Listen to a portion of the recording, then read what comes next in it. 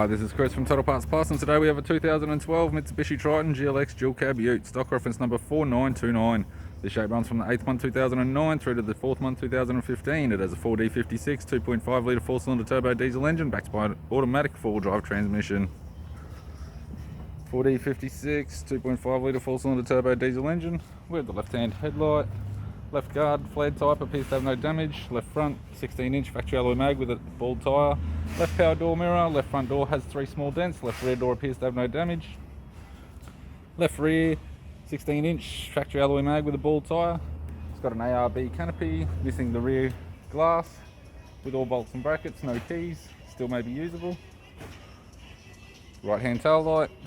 Right rear, 16-inch factory alloy mag with a good bald tyre. Right rear door has 1 small dent.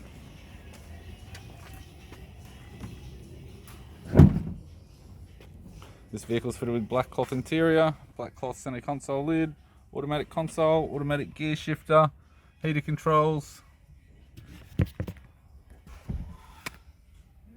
left hand sun visor, interior mirror, right hand sun visor, and the instrument cluster.